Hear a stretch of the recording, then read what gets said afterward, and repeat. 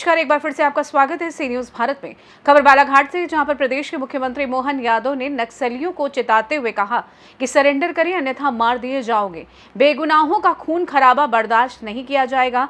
बता दें कि मुख्यमंत्री मोहन यादव बालाघाट के लांजी पहुंचे, जहां मुख्यमंत्री ने बालाघाट और मंडला जिले के 64 जवानों द्वारा 4 घटनाक्रम में हार्डकोर 7 नक्सलियों को मार गिराने वालों को पदोन्नति पदक से सम्मानित किया और साथ ही 169 करोड़ के विकास कार्यों का लोकार्पण और भूमि पूजन किया, जिसमें आयुर्वेदिक कॉलेज और अस्पताल का शिलान्यास भी शामिल है।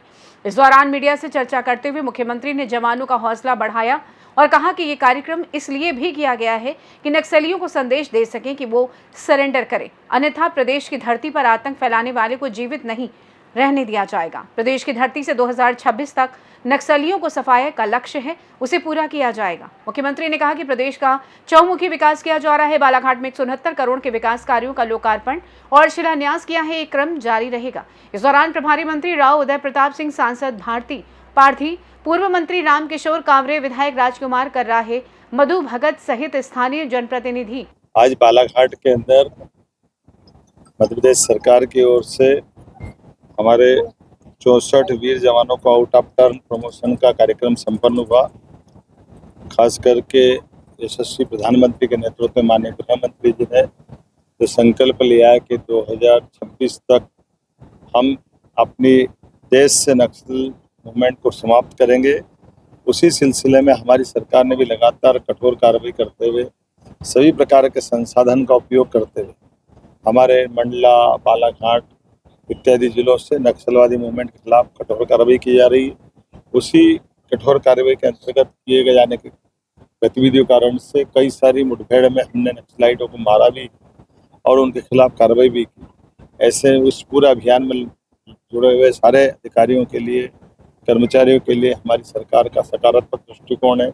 उसी के प्रमोशन के कार्यक्रम में आज मैं स्वयं लांजी में शामिल हुआ हूँ। जब मैं आपसे बात कर रहा हूँ तो इस अवसर पर हमने अपने स्तर पर नक्सलवादी निराकरण के लिए स्थानीय लोगों की भागीदारी करने के लिए 1000 के आसपास एसएसयू पदों की सौगात के साथ हम कई प्रकार के प्रमोशन के साथ मानवीय संवेदनाओं के लिए भी जो नक्सलवादी मूवमेंट में सरेंडर करना चाहते हैं उनको सरेंडर का मौका दे रहे हैं, और जो सरेंडर नहीं करेंगे उनके जिस धरती पर जीने का अधिकार नहीं, मध्य प्रदेश में हम उनको रहने नहीं देंगे। इस संकल्प के साथ हम माननीय प्रधानमंत्री जी के उस संकल्प को पूर्ति कर रहे हैं कि 2026 तक पूरा क्षेत्र हम नक्सलवादी मूवमेंट से खाली कराएंगे।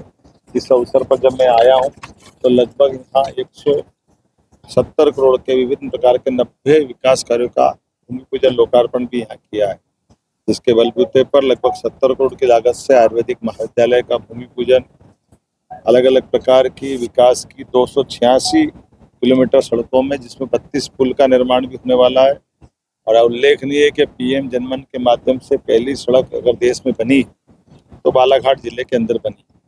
यहाँ पीएम जनमन अभियान के अंतर्गत 2000 से अधिक प्रधानमंत्री आवास पूर्ण हुए हैं। जल जीवन मिशन के माध्यम से 5000 से अधिक 362 घरों में शुद्ध पेयजल पहुंचा है। धरती आबा जनजाति ग्राम उत्कर्ष अभियान के माध्यम से 200 गांवों के 1,47,000 से अधिक लोगों को पीने का पानी मिल रहा है।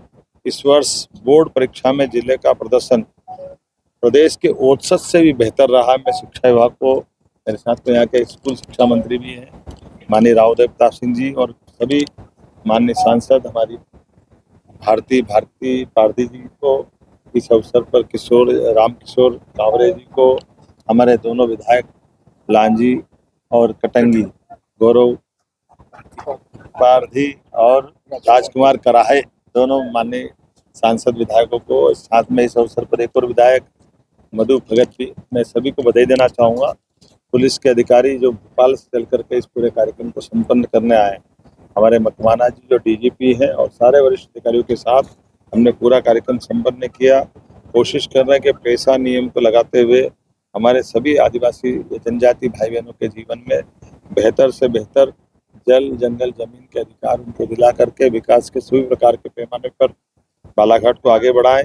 हमारे सभी लोक नायकों का, जिनने अंग्रेजों के खिलाफ अपनी बड़ी भूमिका अदा की, ऐसे सभी को हम सिलेबस में भी ला रहे हैं और उनके जीवन के विभिन्न पाठ्यक्रमों को सबके सामने लाने का प्रयास कर रहे हैं।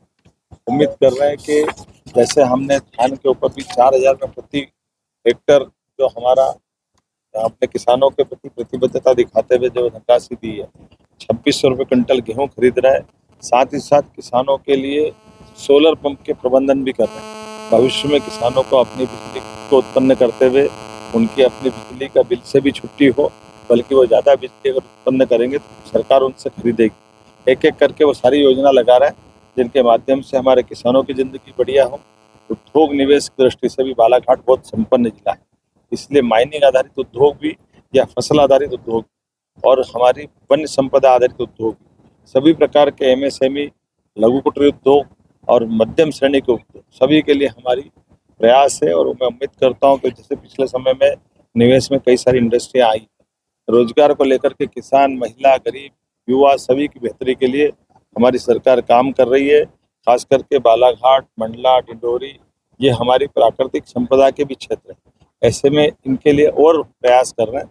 कुल मिलाकर के यशस्वी प्रधानमंत्री के नेतृत्व में मध्य प्रदेश लगातार आगे बढ़ रहा है। नक्सल वाली मूवमेंट के खिलाफ भी काम कर रहे हैं और विकास के दरवाजे भी खोल रहे हैं। मेरी अपनी ओर से सबको बधाई। और प्रशासनिक अधिकारी और जवानों के परिजन बड़ी संख्या में मौजूद रहे। बालाघाट से सी न्यूज संवाददाता विशाल महानंद की रिपोर्ट। फिलहाल के लिए इस खास रिपोर्ट में बस इतना ही। देश दुनिया की तमाम बड़ी खबरों को जानने के लिए जुड़े रहिए सी न्यूज भारत के साथ। हर खबर आपके साथ, आपके हाथ।